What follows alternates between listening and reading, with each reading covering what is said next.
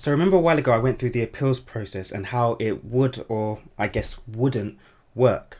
Well, I just wanted to add a little bit more to that since Ofqual released another document explaining what exactly is happening with appeals. It's called Student Guide to Appeals and Malpractice or Maladministration Complaints. Wordy title, isn't it? Well, unsurprisingly, the document itself is pretty wordy too. So once again, I'm here to do most of the reading for you so you don't have to. Although, after you get your results, you might actually want to take a look at this, just in case. So just a quick reminder that you can continue to get all this information about GCSEs, AS levels, A levels, university and beyond from this channel. Just make sure to subscribe so you don't miss out on any of that. Don't forget that the more you know about this stuff, the more that you understand, means that the more power that you have, the more control that you have over your own life and your own future. So let's take a look at what exactly this document says. So the first part is a summary of what they've said before about appeals, and I already explained this in my last video on the topic. And it may feel frustrating at first, but the simple truth is that students can't appeal their grade. Schools can appeal, but students cannot. So let me repeat this one more time for clarity. Schools can appeal, but students cannot. Now let me briefly explain why this is the case. See, us teachers used our professional judgment and all the relevant evidence that we could get a hold of to put together your grades and that rank order. Now, we also know you better than any other person within that professional scope, within that subject or topic. So there's no one better suited than us to actually grade you. So the grades must be the most reliable that could have been submitted. Now, what you can't do is challenge your teachers. You can't challenge the teachers' grades or the rank order that you are put in. The knock-on effect, as I've said before, would be devastating on your classmates, your cohort, and possibly your entire school. What you can do, though, is ask your teachers to check if they made a mistake when submitting the grades or when putting you in rank order. So don't forget that a lot of schools and centres will be dealing with hundreds upon hundreds of students and will have to be sorting through all that data. And when it comes down to it, we're only human after all. Even though there's a teeny tiny chance, there is a possibility that mistakes can happen every now and then.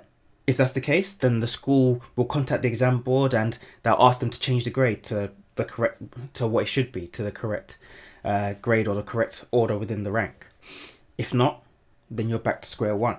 Now the document says, and I quote, "Your school or college can appeal to the exam board on your behalf if it believes the exam board used the wrong data when it calculated your grade or made a mistake when it communicated your grade." Now I guess this could mean that there may have been an administrative problem or on Ofqual's part. For example, if they accidentally made a mess of the rank order and the bottom student came out with a 9 and the top student came out with a 2, then the school could look into that and say, hey, this isn't what we submitted, it's not even the right order, can you have a look at this? And Ofqual would do that. Now, if that's not an issue, then once again, we're back to square one. Now, of course, let's not forget that we've also got this monster looming over us, and it's that monster that we know as none other than standardization.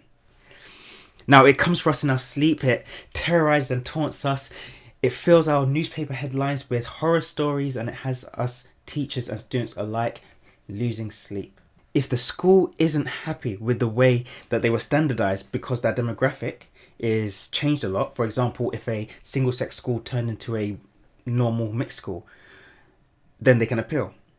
If something happened to the students or the school in recent years, so say for example in your community got flooded, or there was a massive fire that burnt down half the house in the community and the students or teachers were severely affected and school life was messed up, then once again, the school can appeal.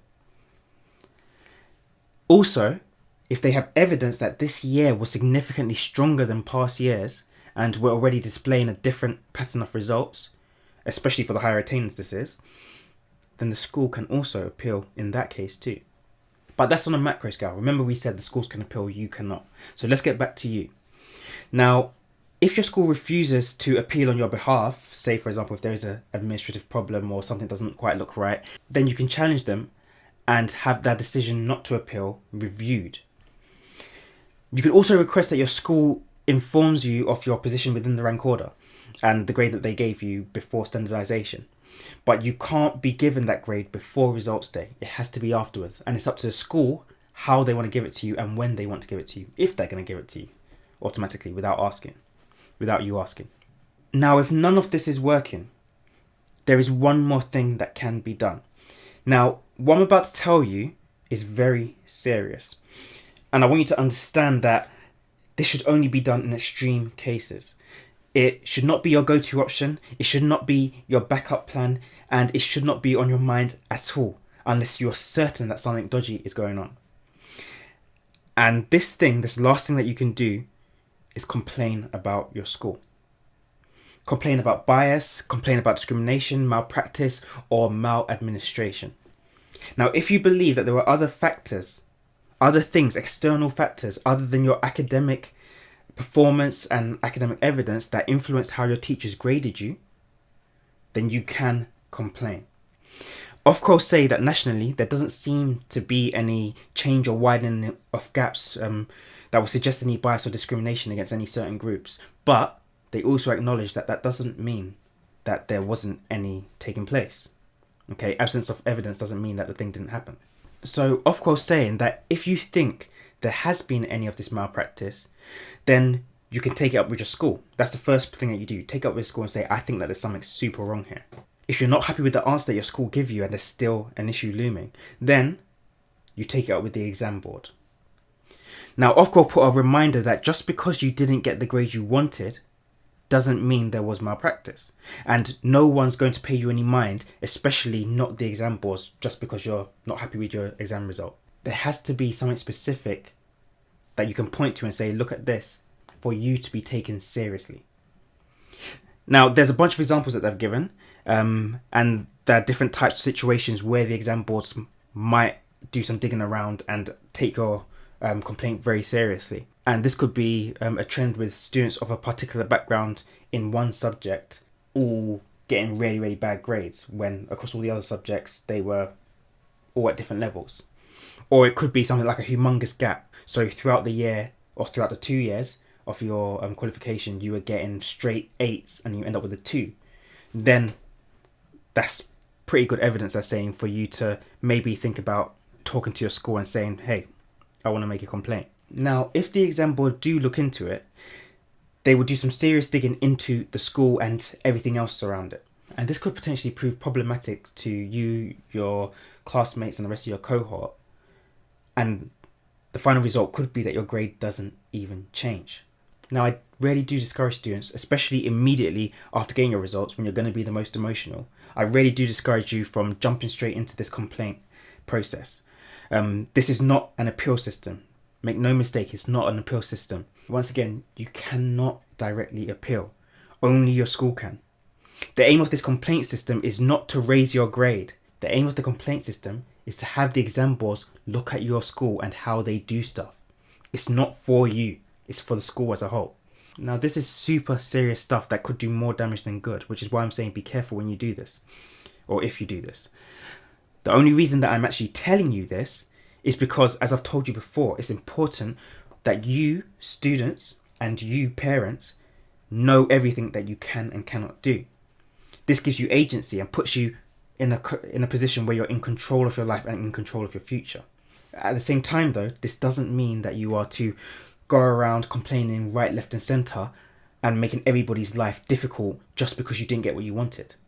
This isn't a time for having tantrums. Now, hopefully this has given some clarity to the appeals and complaints process and will help you guys to understand how significant the existence of the autumn series is and how a lot of you might actually end up taking it if you're not happy with your grades, because there really is not much alternative. So having looked at the appeals again and thought about what we're doing if we don't get the results that we want, my question to you is, are you up for taking the autumn series in October or November now that you know that you can't really appeal? Let me know down in the comments below and tell me which subjects you think you might have to be doing that in. Also, feel free to ask me any questions, because I know this entire thing can be a little bit complicated and I really don't mind doing a little bit of research or doing a little bit of digging to answer those questions for you. So that's all we have time for today. Once again, remember to subscribe to take advantage of all the information that I'll keep uploading. And also give us a like as well if you can. And that's all for today. Until next time.